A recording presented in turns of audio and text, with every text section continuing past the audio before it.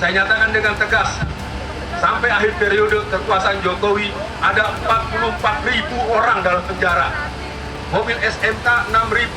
Oktober 2016 sudah banyak yang pesan, tapi bohong.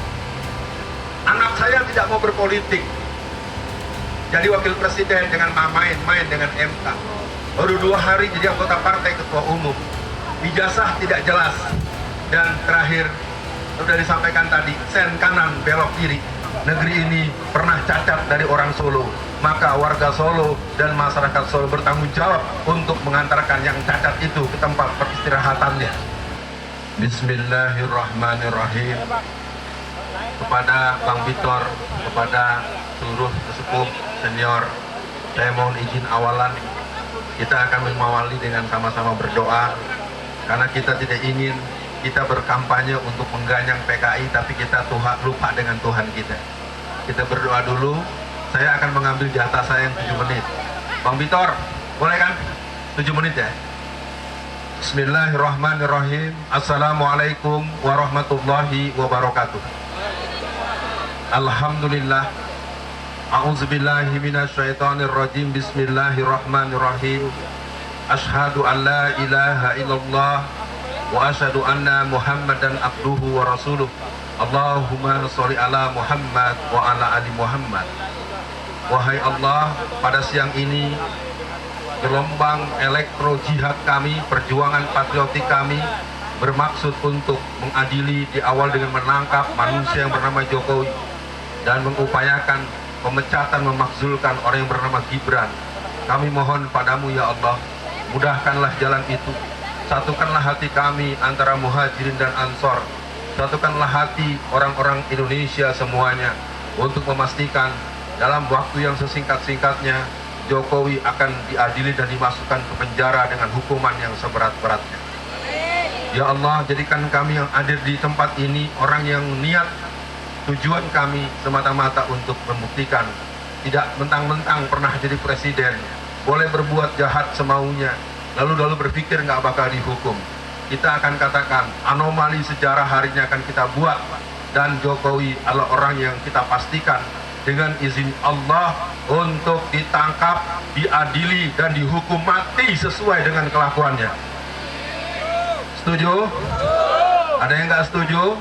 Yang setuju Jokowi diadili dan Gibran dimakzulkan, angkat tangannya. Siap semua untuk itu semua. Saya mulai saja karena waktu saya 7 menit. Saya mulai dengan pantun. Daun sawit dimakan ulat, jangan ditaruh dalam peti. Riwayat Jokowi sudah tamat, hukuman mati adalah tepat.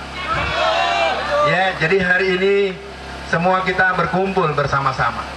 Dan saya menghimbau kepada siapapun yang hadir, luruskan niat kita semua.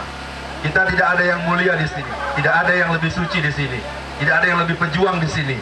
Semua kita berjuang. Negeri ini pernah cacat dari orang Solo, maka warga Solo dan masyarakat Solo bertanggung jawab untuk mengantarkan yang cacat itu ke tempat peristirahatannya. Oke, saya mulai saja, nanti pantun kedua menjelang ditutup. Apa saja kejahatan Jokowi? Yang pertama adalah menelantarkan dan menyengsarakan rakyat. Selama 10 tahun 17 kali BBM naik. Minyak goreng hilang tapi tahu-tahu nongol, ternyata ada dalam tangan oligarki. Semua serba impor. Negeri laut, garamnya impor. Aneh bin ajaib. Kampung Wadas, satu kampung dikepung oleh tentara dan polisi, terutama polisi. Rakyat disiksa di hadapan mata. Sampai sekarang kampung Wadas tak jelas penyelesaiannya. Pik 2 sudah dicabut memang PSN-nya, tapi tanahnya masih dalam cengkeraman Cina. Rempang Barelang Galang bertanggal 23 Mei 2023. Tiap malam 22 warga Rempang diculik dengan alasan warganya sudah sedikit, maka pabrik kaca made in China siap dibangun di sana. Jokowi tentu tak mungkin tak tahu. Yang kedua, kejahatan Jokowi yang kedua adalah menghancurkan tatanan bernegara dan beragama serta bermasyarakat. Di masa Jokowi tidak pernah lagi ada pengajian di lingkungan istana. Di masa Jokowi di musim Covid 2 kali lebaran tidak ada Idul Adha dan Idul Fitri di Istiqlal. PKI mana yang ingin kau dustakan? Ya, bagi yang tidak tahu, Di musim Covid tahun 2021-2022, Istiqlal tidak menyelenggarakan sholat Idul Fitri dan Idul Adha. Silakan periksa. Padahal pasar Tanah Abang orang berjubel, pasar Senen orang berjubel. Yang belum tahu, Alfian ini anak Petamburan. Saya paham seluk-beluk Jakarta. Bagaimana ceritanya orang di pasar seabrek-abrek, giliran sholat nggak boleh dengan alasan Covid. Tahu-tahu si Opung kafir bilang, kita cabut PPKM 2 karena apa? Mau hari Natal. Emangnya virus kena Natal? Ya, sekali lagi saya ingin katakan cukup. Yang ketiga, memusuhi dan merusak Islam dan umat Islam. Saya nyatakan dengan tegas, sampai akhir periode kekuasaan Jokowi ada 44.000 orang dalam penjara. Saya adalah orang termasuk yang pernah di penjara dan tidak ada dendam, karena saya nggak punya alasan dendam sama orang yang satu itu. Cuma saya bertanya ketika saya umroh per Desember 2019, saya jumpa dengan Habib Rizik. Habib Rizik bertanya, Ustadz Alfian Tanjung, ada masalah apa dengan Jokowi? Kenapa, Bib? Karena dia minta agar antum dihukum 8 tahun penjara. Jadi ada orang otaknya ngeres, ya. Orang mah kalau rakyatnya susah dibikin bagaimana biar nggak susah. Yang berikutnya, tidak ada lagi sholat id, saya katakan, KM 50. Tidak akan mungkin ada operasi Delima. Rombongan operasi Delima dari jaringan intelijen ditangkap oleh Intel FPI. Maka orang tahu siapa sesungguhnya yang memberi restu. Silakan tuan dan puan cari di mana ujungnya yang memerintahkan KM 50. Karena tersebut nama akan masuk delik pencemaran nama baik. Yang keempat, pembohong. Mobil SMK 6.000 Oktober 2016 sudah banyak yang pesan, tapi bohong. Anak saya tidak mau berpolitik, jadi wakil presiden dengan main dengan MK. Baru 2 hari jadi anggota partai, ketua umum. Ijazah tidak jelas. Dan terakhir, sudah disampaikan tadi, sen kanan belok kiri, tidak jelas. Dan Jokowi memang layak untuk ditangkap secepat mungkin, sehingga kita nggak capek. Orang mah yang namanya pemimpin mikirin rakyatnya. Ini mah rakyat yang mikirin yang pernah jadi pemimpin. Walaupun saya nggak pernah milih, amit-amit kata orang Betawi. Apa hukuman untuk Jokowi? Apa hukuman untuk mereka? Siapa yang harus dihukum? Yang pertama, Jokowi. Saya, kalau Bapak Ibu menyimak channel saya sudah mengumumkan Jokowi wajib dihukum paling sedikit 17.000 tahun penjara. Ya, karena kejahatannya sabrek-abrek. Yang kedua, siapa lagi? Antek-antek Jokowi. Jangan diam-diam aja loh. Ya, yang semuanya yang termul nih, yang sekarang ngintai-ngintai, yang ngancam-ngancam bubarin, tangkap dia. Ya, teman-teman Laskar, kita nggak pernah takut dengan antek-antek PKI, pemuda-pemuda rakyat. Kita akan siap bersimbah darah melawan orang yang ingin membangkitkan kembali PKI. Takbir! Jadi hari ini Jokowi, kami tahu Anda titisan PKI. Mak bapak lu gua tahu, tapi memang menyebut kamu PKI membuat alasan saya di penjara 4 tahun penjara. Bahkan kamu minta 8 tahun walaupun tak terbukti. Yang keempat, koruptor dan para predator. Saya cukupkan saja. Sebenarnya saya punya iya tapi agak ngeri-ngeri sedap. Nggak usah saya baca ini. Berani ya nggak jadi deh. Pantun aja, pantun. Ya. Kalau ada yang nggak sepakat dengan saya, boleh tersenyum, boleh komplain, dan boleh diam saja. Makan sawo buahnya manis. Belinya di pasar raya. Pak Prabowo bersama Anies. Harapan untuk Indonesia Raya.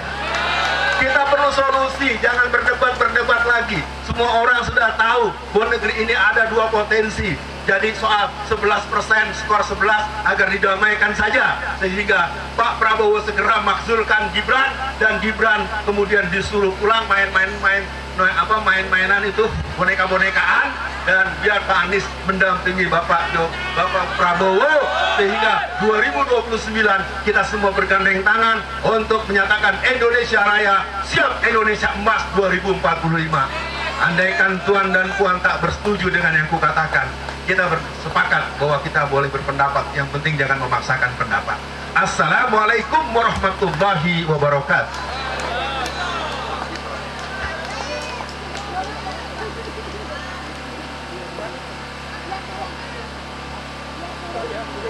Selamat sore. Assalamualaikum warahmatullahi wabarakatuh. Bismillahirrahmanirrahim. Bangsa yang besar, kaya raya, banyak pemuda, banyak jenderal, banyak profesor. Kenapa diam? Kenapa tidak berkutik ketika keadaan seperti ini? Ternyata mereka paham bahwa Jokowi hanya menguasai sedikit orang yang namanya KPU. Di Solo ini diawalin dari KPU Solo pada waktu dia menjadi wali kota. Jadi kalau kita melihat kenapa tidak ada pergolakan, kenapa semua orang seakan-akan menerima keadaan? Karena memang prosesnya seperti itu. Persyaratan mendaftar ke KPU itu cukup fotokopi dan dilegalisir. Jadi kalau yang pernah jadi anggota DPRD, DPR, jadi calon presiden, sama. Nah, KPU yang sedikit orang itu, di sini ada berapa orang, terus ada KPU pusat, ada KPU provinsi, itu dikooptasi sama Jokowi. Nah, dengan di situ dia mulai memainkan perannya, bagaimana semuanya tertutup. Kita baru tahu kalau Jokowi itu tidak punya ijazah, Gibran tidak punya ijazah, baru sekarang. Sekian tahun yang lalu tidak tahu karena ditutup. Semua orang KPU adalah orangnya Jokowi. Panitia seleksi untuk menjadi anggota KPU itu dilakukan oleh Jokowi. Jadi ormas-ormas yang mengutuskan anggotanya untuk menjadi anggota KPU itu dikuasai Jokowi. Jadi kita harus paham pergolakan ini harus kita buka, semua harus kita ceritakan, semua harus disampaikan agar semua orang menjadi banyak. Jadi sekarang ini kalau kita lihat itu sedikit karena memang dikuasai oleh Jokowi. Jadi KPU setelah itu Bawaslu dan segala macamnya. Jadi kita lihat kemarin informasi KPU menyewa pesawat pribadi seharga 90 miliar. Artinya mereka berpostapora, ada sumbangan dari Jokowi. Nah, ini yang harus kita bongkar pelan-pelan. Jadi sekarang kalau kita lihat banyak kawan-kawan yang sudah punya data membongkar berkas-berkas itu, ternyata Jokowi memang tidak punya dokumen di UGM, tidak punya dokumen di KPU, tidak punya dokumen di kantor ANRI, kantor Arsip Nasional. Jadi Jokowi ini benar-benar bodoh. Dia dengan uangnya menguasai pejabat ini, pejabat ini. Jadi kalau kita lihat sekarang kenapa Gibran muncul? Karena ada suatu persepsi di masyarakat intelektual. Kalau 10 tahun Jokowi aman waktu di wali kota, kenapa dia tidak menerbitkan Gibran? Jadi Gibran itu bagian daripada pembodohan terhadap kita semua. Jadi bangsa ini dianggap bodoh dan tolol karena bisa menerima Jokowi 10 tahun. Maka dibikin lagi ijazah untuk istrinya, Iriana juga ada.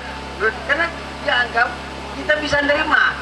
Dianggap masyarakat ini bisa menerima Gibran, bisa menerima Jokowi, bisa menerima Iriana. Itu semua ijazahnya dibikin di satu tempat, Pramuka.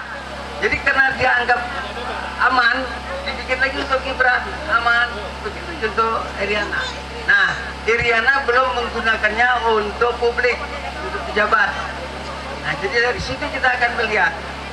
Nah, saya berharap kalau kawan-kawan bisa mengungkapkan ini, menceritakan ini semua, maka gelombang masyarakat menolak Gibran untuk diteruskan.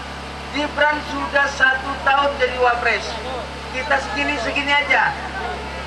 Seakan-akan kita gak mampu mengalahkan Gibran. Sebentar lagi Gibran 40 tahun. Jadi Gibran itu ada 2 hal. Umurnya tidak cukup, dokumen pendidikannya kurang. Jadi dia bisa menerobos 2 kekurangan itu terhadap masyarakat kita yang banyak ini. Bangsa kita 280 juta. Banyak yang sarjana, banyak yang jenderal. Tapi tidak berdaya. Nah, kalau kita bisa melihat itu sebagai potensi perlawanan, Solo harus memulai. Jadi Sumpah Pemuda itu dulu pernah juga muncul di Solo. Solo ini kota pergolakan. Solo ini kota kecil tapi berperan besar bagi Republik Indonesia. Itu bagi saya terima kasih banyak. Mohon maaf kalau mengulang-ulang kalimatnya. Saya harap Solo memulai untuk melawan Gibran. Karena kalau Gibran lolos sekarang, umurnya pas 40 dan dia bisa lolos, dia akan terus menjadi presiden. Ketika dia menjadi presiden, anak cucu kita. Terima kasih. Assalamualaikum warahmatullahi wabarakatuh.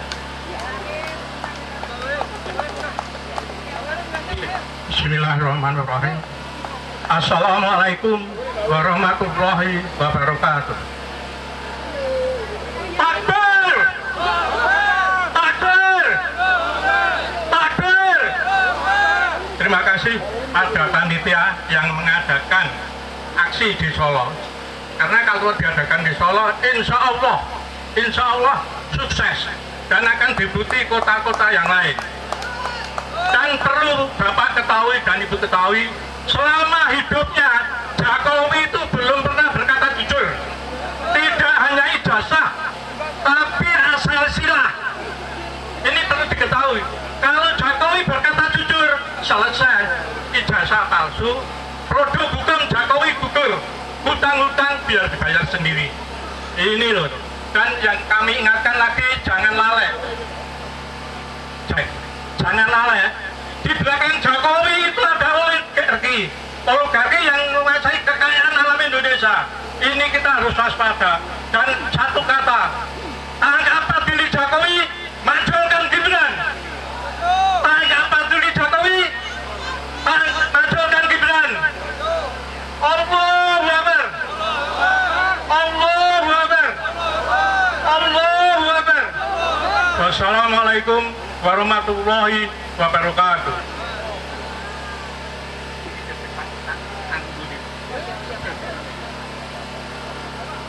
Bismillahirrahmanirrahim. Assalamualaikum warahmatullahi wabarakatuh.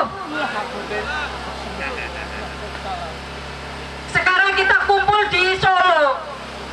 Solo merupakan kota yang penuh misteri. Misteri itu adalah dibikin oleh seorang Jokowi, yaitu dia sebagai diktator global. Dia harus memang bertanggung jawab atas keadaan NKRI yang tidak sedang baik-baik saja. Karena apa? Dia berangkat dari Solo. Saya sebagai orang Solo sangat malu, apalagi dengan bahasa atau istilah geng Jokowi itu luar biasa. Tidak hanya geng Solo, tapi geng Jokowi sekarang sudah mengancam keadaan, berita, dan kondisi kita berkumpul di sini. Kita harus melawan. Itu hanya ancaman.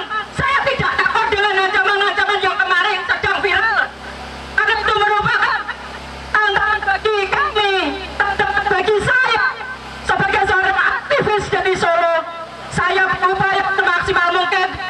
Gimana caranya Solo ini kembali dan negara Indonesia ini kembali dengan keberadaannya yang kembali Palau Jinawi. Kita harus mempertahankan NKRI. Jokowi harus mempertanggungjawabkan atas kondisi ini. Karena apa? Gibran sekarang sudah mempunyai kelompok ataupun komunitas yang bernama penerus Gibran penerus Jokowi. Tapi saya tidak takut karena deklarasi itu sudah berjalan. Gibran akan melanjutkan generasinya, perjuangannya, cita-citanya Jokowi. Kita di sini, di Solo ini, dan penuh tanggung jawab untuk mempertahankan, jangan sampai kita terbelenggu oleh si Gibran yang sekarang ini. Kita sebagai support kontrol dan harus ikut bertanggung jawab sebagai mama perwakilan ibu-ibu di sini, sebagai anak bangsa ikut memperjuangkan dari Solo juga untuk NKRI bangsa ini biar lebih bagus lagi, lebih bisa dipertahankan lagi. Untuk itu kolaborasi yang sekarang ini baru digaungkan, dibantu, disupport dari pusat, dari Jakarta dan Nusantara, semuanya ini ada di Solo. Kita harus menyempuyung, harus mendukung dengan sebaik-baiknya. Demikian dari saya, yang sedikit ini saya ucapkan terima kasih. Wassalamualaikum warahmatullahi wabarakatuh.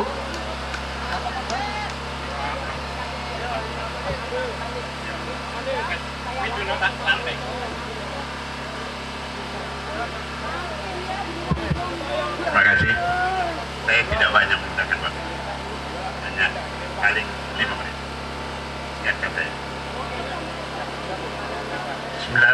Bismillahirrahmanirrahim. Assalamualaikum warahmatullahi wabarakatuh.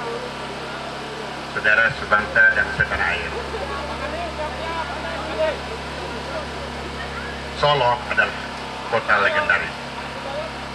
Janganlah Solo ini rusak karena satu kelompok yang mau merusak dan tanpa terkendali.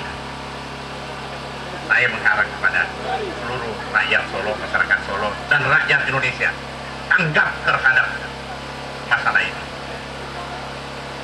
Yang kedua, negara harus hadir dalam gonjang-ganjing persoalan masalah ijazah. Negara harus turun melihat bangsanya, rakyatnya yang terjadi perpecahan ini.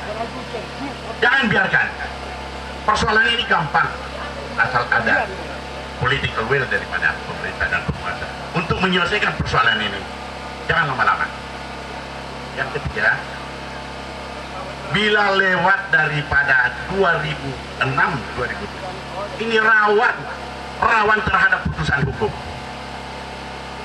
Saya kira para praktisi hukum atau orang yang mengerti tentang hukum, kerawanannya di mana? Bisa terjadi putusan hukum seenaknya.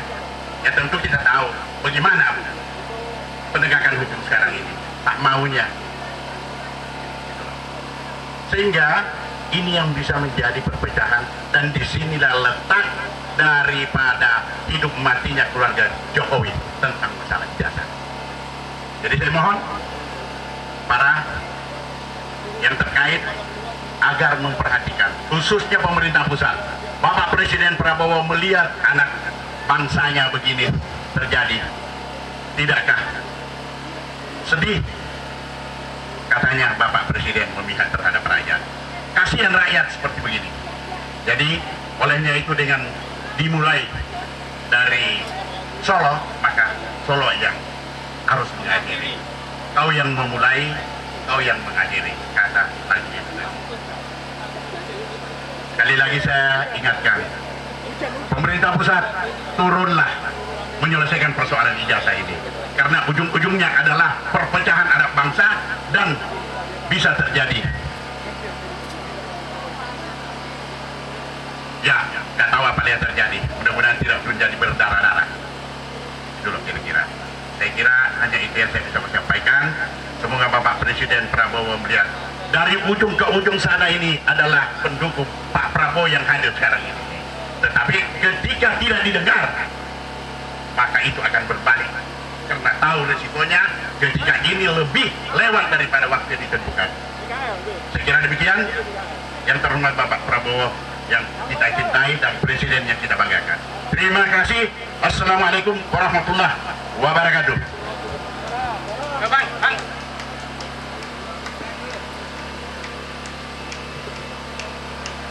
Bismillahirrahmanirrahim. Assalamualaikum warahmatullahi wabarakatuh. Nama saya Ade Darmawan dari Kota Medan, Sumatera Utara. Saya hari ini mengajak Bapak Ibu untuk setiap hari bertemu dengan 5 orang saja yang berbeda, menceritakan kebejatan yang telah terjadi yang dilakukan oleh Jokowi dan keluarganya. Bukan keluarga dari bapaknya ya, tapi keluarga dari ibunya. Kejahatan itu Bapak Ibu supaya mengalahkan gajah itu masih banyak semut, Pak. Ya ibu-ibu di pengajian bercerita, datang jumpa orang, bercerita bagaimana buruknya yang dilakukan oleh Jokowi CS, oleh Luhut Binsar Panjaitan, banyak lagi, Zulkifli Hasan, siapa lagi, para pejabat, ketua-ketua partai yang mendukung Jokowi itu semuanya sampaikan kepada mereka, sampaikan kepada rakyat, jumpa cerita, maka semut semakin banyak, maka gajah akan kita tumbangkan di kota Solo. Setuju? Hanya itu yang saya sampaikan. Kami dari Sumatera Utara akan melakukan gerakan yang sama. Dari kota Solo kita akan pindah ke Sumatera Utara, ke kota Medan. Terima kasih. Assalamualaikum warahmatullahi wabarakatuh.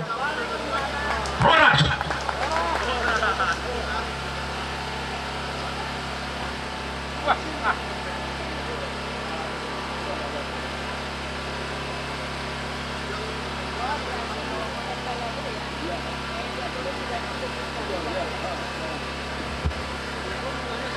Assalamualaikum warahmatullahi wabarakatuh.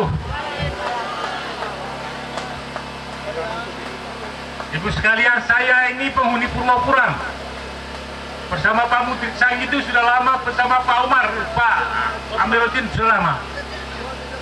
Saya ingin sampaikan yang perlu Bapak ingat. Pada tanggal 13 Oktober 2004 adalah momentum sebelum dibentuknya kabinet. Terjadilah pertemuan antara Jokowi dengan Prabowo Subianto. Apa yang terjadi pada saat itu? Atau singkat kata, Pak Jokowi pesan pada Presiden Prabowo Subianto, tolong saya akan titip orang-orang yang bisa menjadi kabinet merah putih. Itu satu. Dampaknya nanti akan Bapak lihat. Kedua, tolong jangan ganggu program oligarki. Itu kedua. Yang ketiga, kalau Pak Prabowo melanggar kedua ini, maka negara akan saya goncangkan ekonomi. Itu yang sedang terjadi saat ini.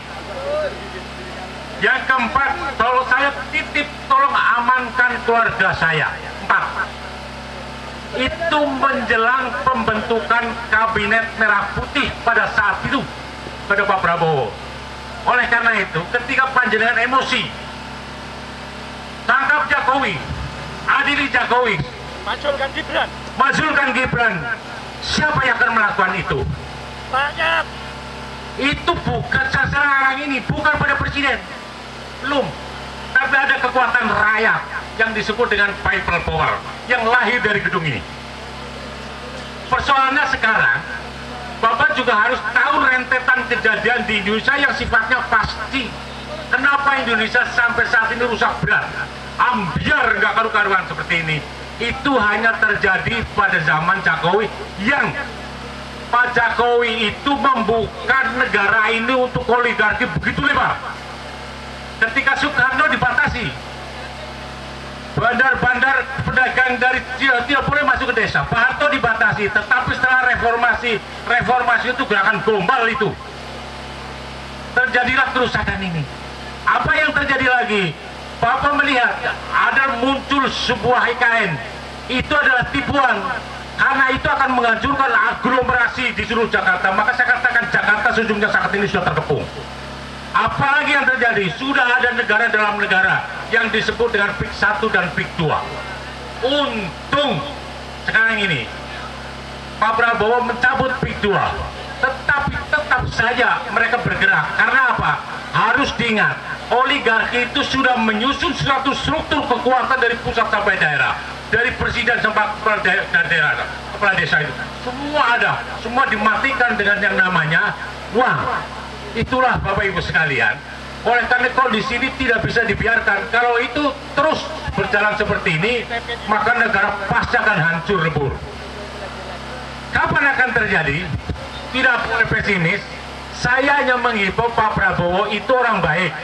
Saya tidak nyoluh, saya tidak punya bakat untuk nyoluh seorang siapapun juga. Prabowo itu punya sifat, saya mengikuti beliau sejak maju sebagai calon wakil presiden sampai presiden 3 kali. Saya mengikuti dia itu anti oligarki. Oleh karena itu Pak Prabowo, kembalilah pada jati dirinya. Ini waktunya. Tidak bisa Bapak terus mengikuti, terikat oleh perjanjian-perjanjian pada 13 Oktober pada saat itu.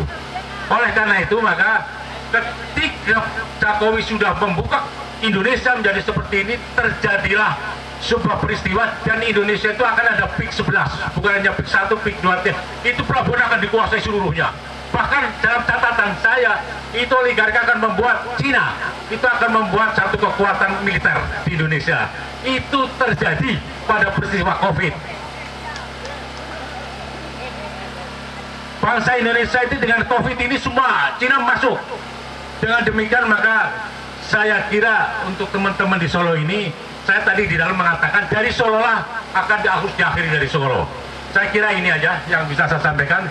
Terima kasih. Assalamualaikum warahmatullahi wabarakatuh.